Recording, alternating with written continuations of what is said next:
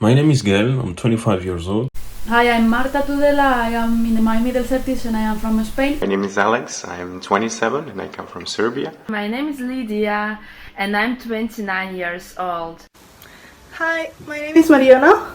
I'm 23 years old. My name is Odit and I'm 24 years old. My name is Adam and I'm 20 years old. My name is Tanit. I'm 28 years old and I'm from Spain. Hello, I'm Annukka. I'm 30 years old and I'm from Finland. Hello, my name is Marina. I come from Catalonia and I'm 21 years old. How is the general mood? Everyone's doing well? How is the weather outside? Is it chilly? Is it raining? Or is it a productive day at work? It's been quite hot here in Barcelona. Raining and dark and quite cold, and yeah, it's a bit depressing. Sad, rainy, cloudy, it's the season. Also lockdown, so.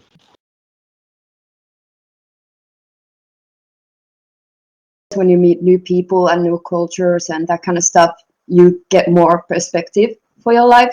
It's about cultural learning and understanding, so the stereotypes are breaking down and like you start understanding people more, and also the empathy will rise and you see people in new light. Even when you go back home, you see your friends and family in different light. You are more open with people and that you are more empathetic about your surroundings, because any sort of experience with people that do not live close to you changes your way of how you look at things if you are perceptive enough. So yeah. I said that I was kind of now aware of what's happening around me, and trying also sometimes to not to put yourself all the time like the first, like to put yourself back and put the group or the dynamic of the group like first. So to make the camp like better.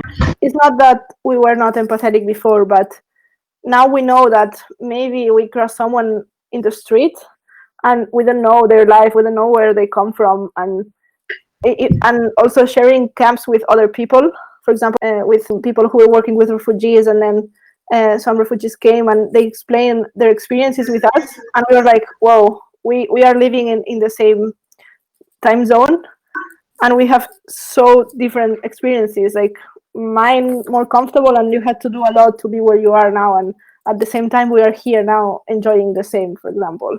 Here we do a lot of work with asylum seekers. The Belgian organization really tries to include them as much as possible in the work camp so they would feel as a part of the society. And this was the first time for me where I had so many different stories in a work camp where I was working with them, and it makes such a big impact, especially here. Belgium is quite an international society, as like the capital of Europe, but there is so many people with such different stories that you start to say some of your problems, and then you find a person who has traveled all the way from Syria and then was in Greece and then came across half of Europe just to try to find a better life. And then you realize, okay, but this person now lives like 50 kilometers from you. So not all of us are fine, and not all of us are without problems. And so it really shifts your perspective to be more aware of where you are.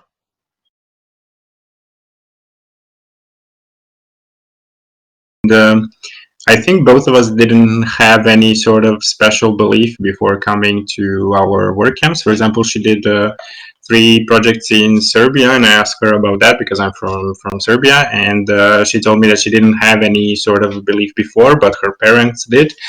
And yeah, so she kind of came and got to know the culture, and on my side it's kind of the same. Whenever I went, I didn't know what to expect in the beginning, and I told her about my experience in the Moroccan work camp where I arrived a day earlier and I got robbed in the taxi, and I had quite a scary night before even starting the work camp, and I was like, I want to go home, I want to go home.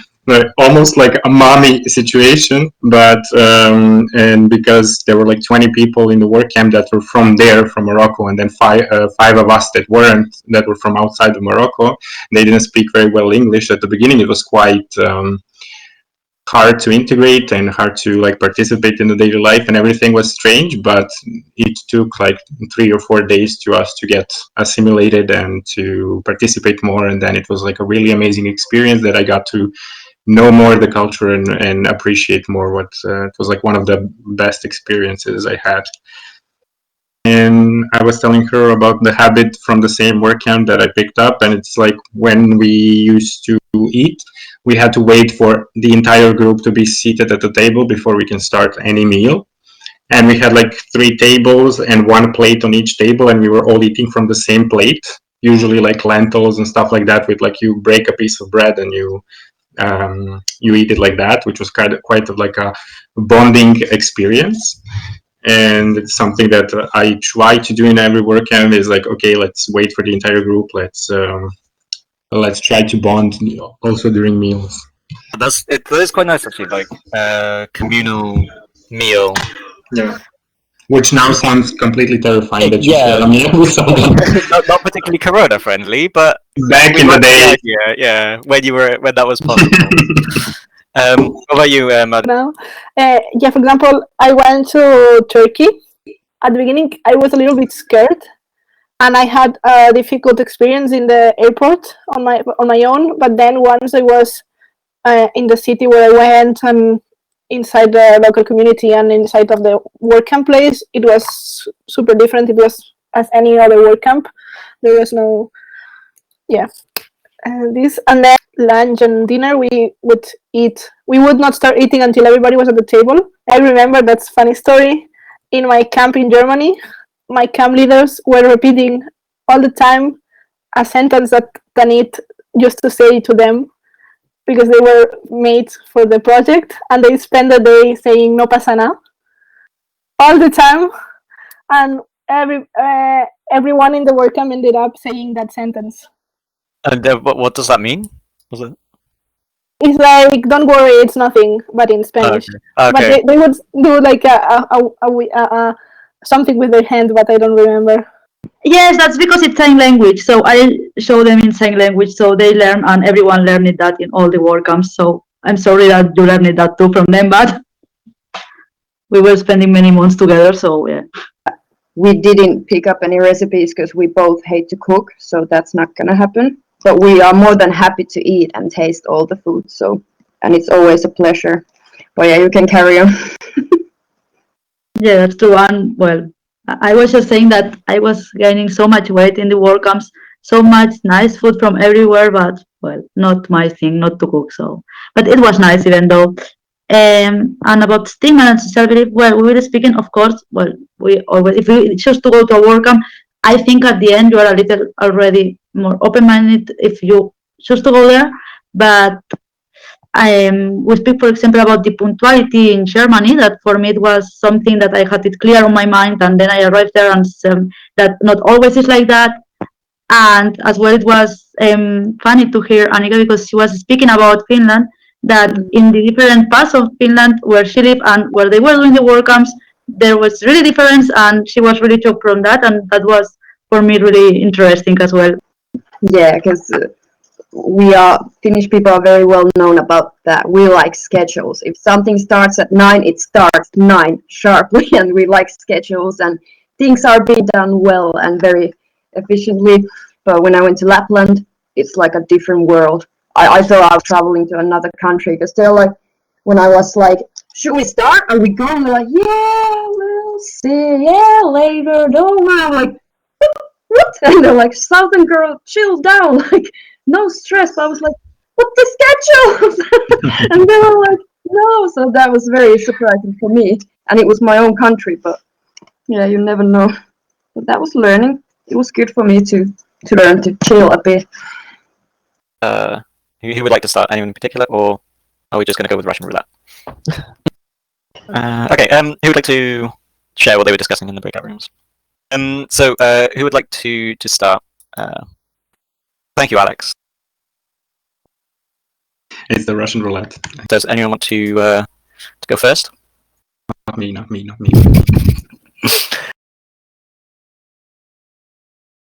More the typical one that says, yeah, girls will be here doing soft stuff and the guys will be cutting trees down the path.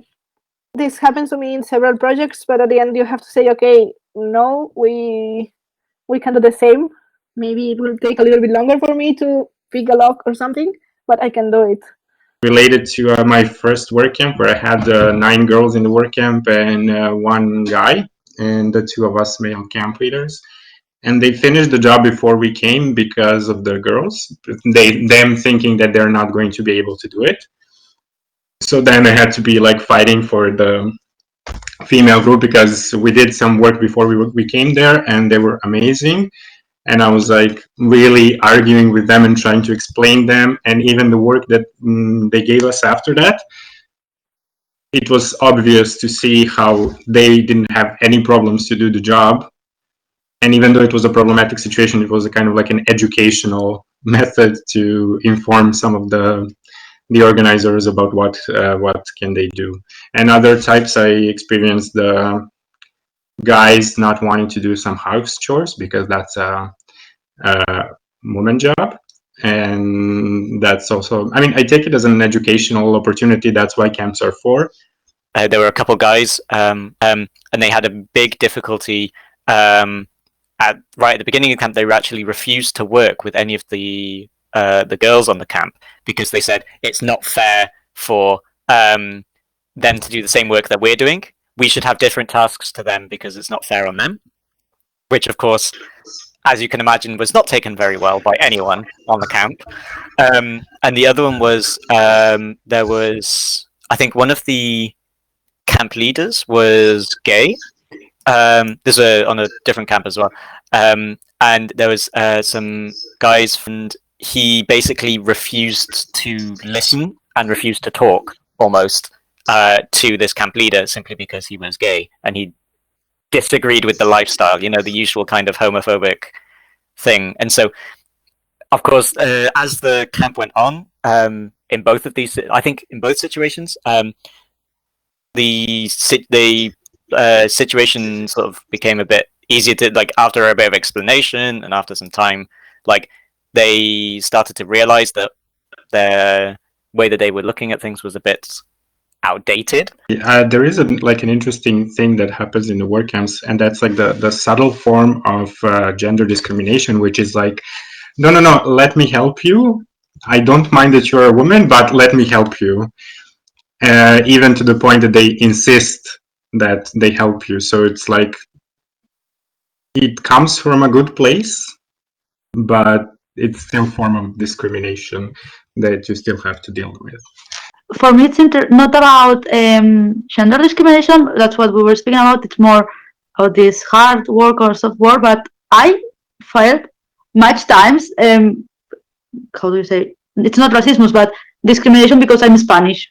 I can relate a bit to what you said because a lot of people do not know exactly. Some of them don't even know where Serbia is. They confuse us with Syria, but most of them do not know what are the issues in Serbia. And then when I start saying that, for example, when I was born, my family had to migrate from Croatian territory now to Serbia because of the war, and I survived bombing when I was 7. And I still remember all of that. So as you said, like, my reality is a bit distorted because I remember a lot of those stuff that I actually lived. But yeah, so it's interesting to see how other people in work camps react when you say stuff like that. I met people from Palestine, and they were explaining the conflict firsthand, how they lived it and how they went to demonstrations and how they felt about it. And it's different. You learn more that if you read from the internet or whatever. People that I have met, he was in Egypt 10 years ago now, and where there was protests going on, and he actually ended up was at a protest with like his family, and then they were shot upon, and so like he was just running, and then one of his neighbors was like, hey dude, you're bleeding. And so like he got shrapnel in his back, and like he was bleeding everywhere, and it was like, apparently it was a sort of horrible situation. But like he was speaking so casually about this whole thing, and I was like, you were hit with some shrapnel. Open my eyes to like how for some people this is completely like not normal, but like they desensitize to these kinds of things, and so I think it is certainly like I personally feel that these kinds of interactions at least highlight to some people like this is not sort of a normal way to live. Like this isn't a normal. Shouldn't be happening. These kinds of things. One.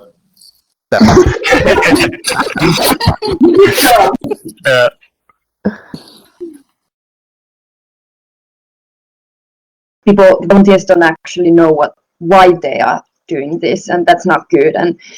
But I believe that there can be like a sustained like an impact for the community. That I think there's, as a responsibility of a host, they should always really use time to explain for the volunteers that why they are doing this, because sometimes explain like why they're actually doing this and stuff like that. And because many have experiences of doing work that they don't even know why they're doing this, or it seems hopeless or whatever. And also we were talking about that the volunteers should also ask themselves like, what is this and why?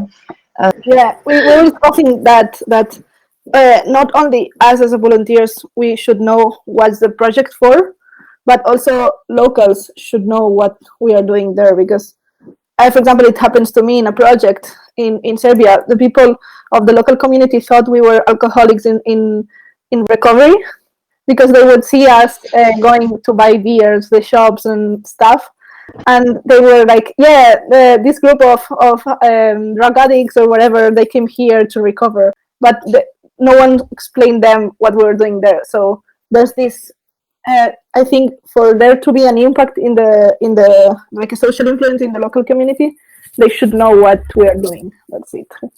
It depends on the work camp whether something is sustainable or not, but that also depends on the motivation of the local host.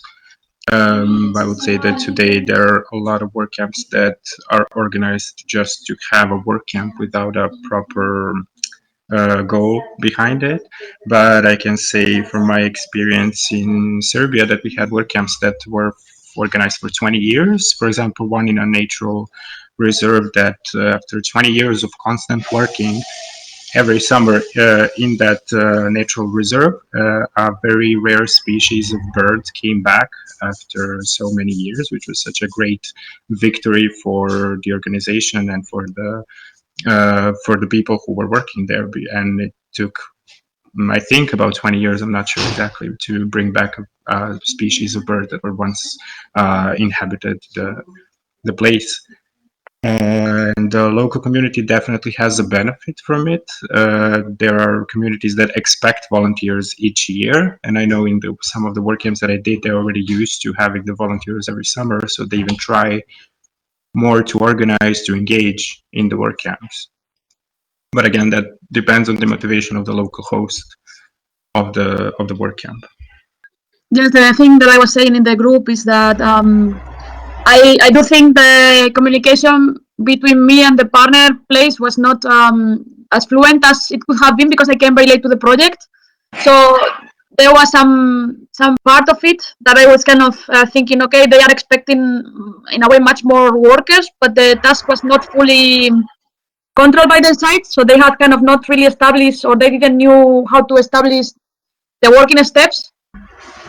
And so that was a time where we could not work because of the weather, or there was like, we had a lot of girls, and then one of the persons said like, yeah, you boys come with me, and I was like, yeah, but if you just take 3 boys and we are like 15 people, why people came from Russia to here?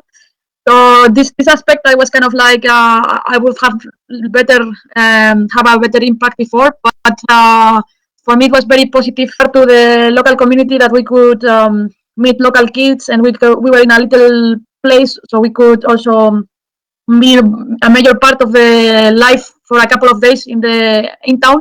So they definitely saw us, and people were knowing that we were there. They invited us in the end for like a gathering they had for opening an ice cream shop.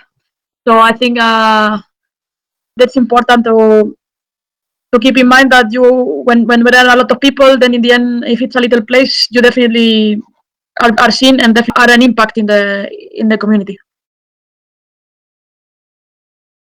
First, I'm going to tell you a little bit about some projects that IBG is currently working on this year, but they have been working on in the past few years. And so there's three main projects. So there's AVA, IGS, and then Kompetenz International. And so AVA is Azubi Volunteer Abroad, primarily offered in the Stuttgart and the Freiburg areas, so in southern Germany.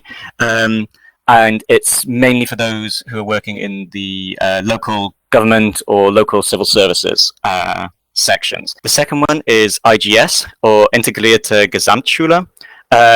So again, the Gesamtschule is a type of secondary school here in Germany for the older members of the school, sort of 17, 18-year-olds, in one of the schools in Landau, which is again in Baden-Württemberg in South Germany. And it was actually suggested by the school to IBG. And so it's an opportunity again towards the end of the year in the summer. Students were able to go on a work camp as part of their school curriculum. And then Kompetenz International, also known as In Spirit, is primarily for uni students. And so it's offered by IBG and to do camp leader training, go to various seminars, some abroad.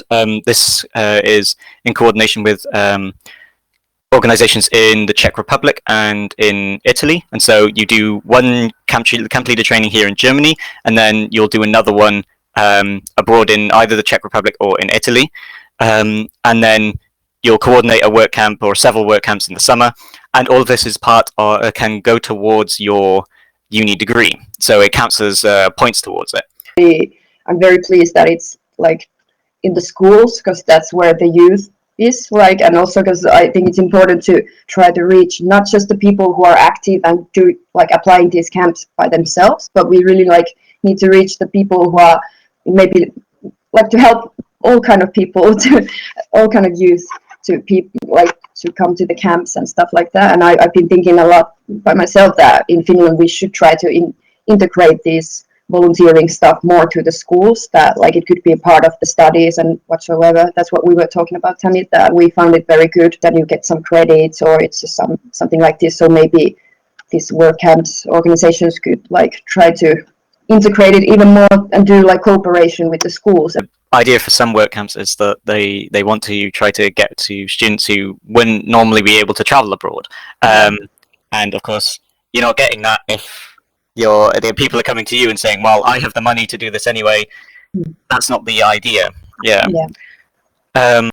So I was comparing that a little with a volunteer service that they have in Costa Rica. So in Costa Rica, they are like obliged to finalize the high school. They have to do 150 or 200 hours of volunteer, well, in Costa Rica, that guys, and to finalize and to get the uni degree, it's obliged as well to have 300 hours of volunteer service or 150 if you are in a private university.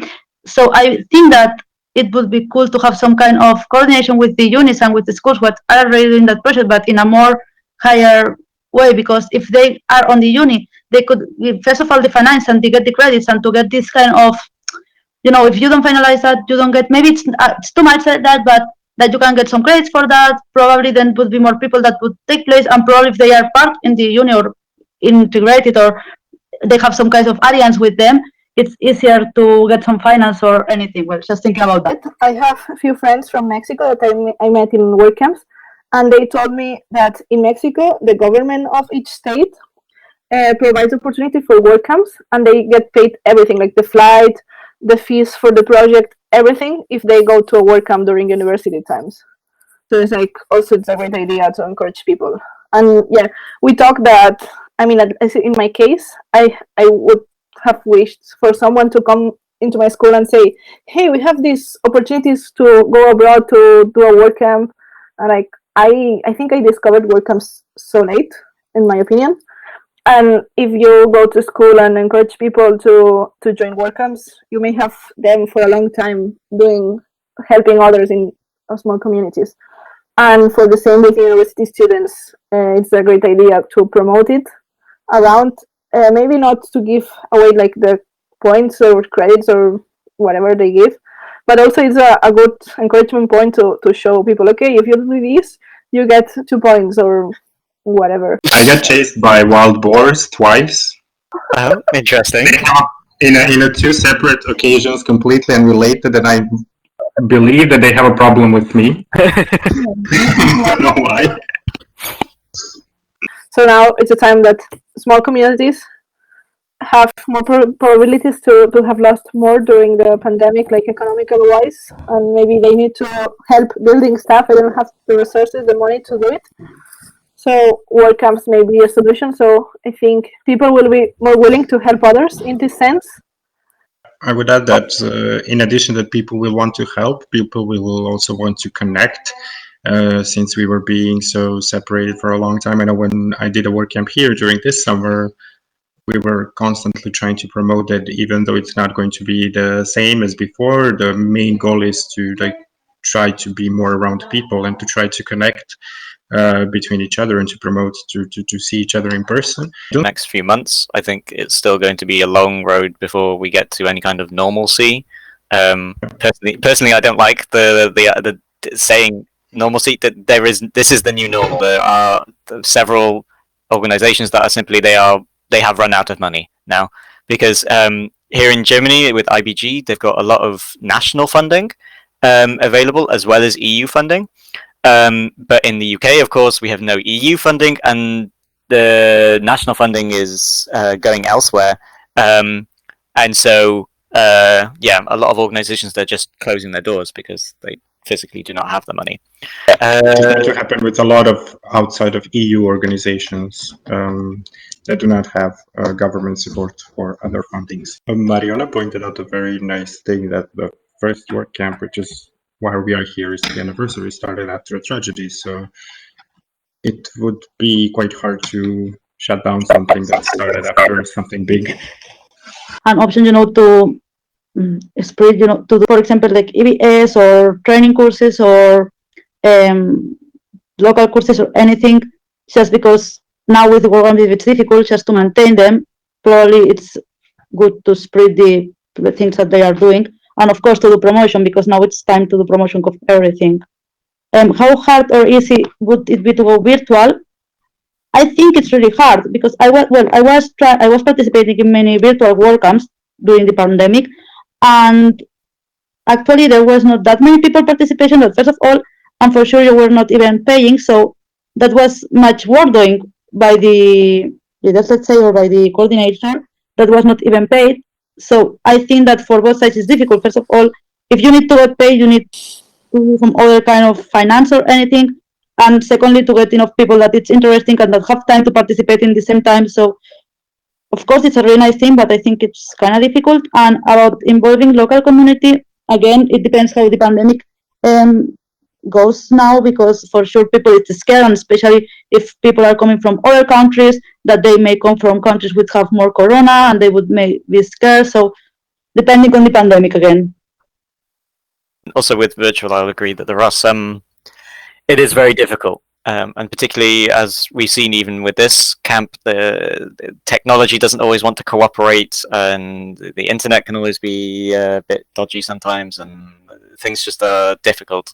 I would say that it's going to be difficult, definitely, but in the case of, because we know we have like one partner that pulled back this summer because of the corona and the fear, which is normal, but I think there is always going to be a need of the local community. That's not going to stop whatever the WordCamp is, that just the need exists. And I would say that it's on the volunteer organization to reassure the local partner that they will do everything possible.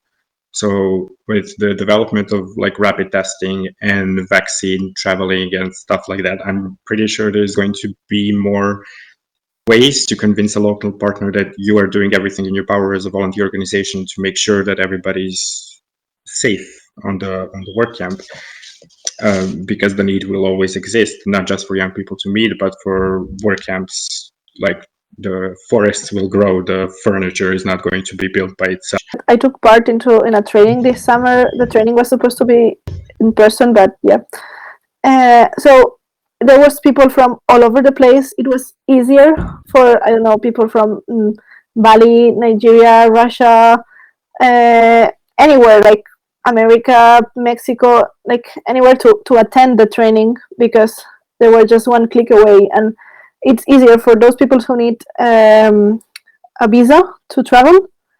If they want to attend a virtual WordCamp, only if it's like 2 hours one day for a workshop, intercultural workshop, it's okay. But it's easier now with online, that they have more possibilities that maybe before they didn't have. The creativity of all the organizations during the pandemic made us like think outside of the box so much. Mariana said during our break that what this pandemic taught us is that even if you have plans and there is a certain like a calendar and a season to a WordCamp, that it may not happen. So even though today you have a WordCamp scheduled for next week, it might not happen. It happened to us, it happened to me, but it made us think what we can do. Like, for example, when we had WordCamps this summer, it was like, you are a part of the bubble, so you don't have to wear masks while you're inside the bubble. Then during the WordCamp, they changed the rules, and then we have to start wearing the mask. Then they cancel overnight activities. So we had to do like 1 day activities with no more than this amount of people, or you cannot do that. So I think every organization pushed to be as creative as possible, because you cannot just give up on young people and the needs. You do volunteering, and I think this is something that we are going to take from this pandemic, as that there is no like default anymore, that everything is just like as it goes and as it develops, and we are back to normal, but in 3 years we might have another one. That there are many more tools outside of the box that you can use and create something new. In many ways. I mean, yeah, Udis and I, we were supposed to go on a work camp, and it was cancelled the week before. We were literally on the phone discussing, hey, how are we going to meet up before we go? And as we were having this discussion, someone sent an email and said, sorry, we're not having the work camp anymore. And so, of course, then you have to adapt as these things come. That we have to adapt. But luckily, usually people who are working in this field and with these organizations are already quite adaptable and like creative and open-minded, because we can basically do whatever. Because that's what I love about this, like international volunteering, all these projects, because it's not so strictly tied to some rules necessarily. We can be very creative how to do the things, like all the things. So it's kind of nice, and I think that's why I think it's not going to be the end of this thing. It's gonna be it's just going to change. We're gonna adapt to it, and it's still gonna be great when we get used to it and find the new ways. That's what I believe. Like we said, you need to adapt, and it's pushed people to the limits in many ways. But with a positive outlook, you can get through it, no problem.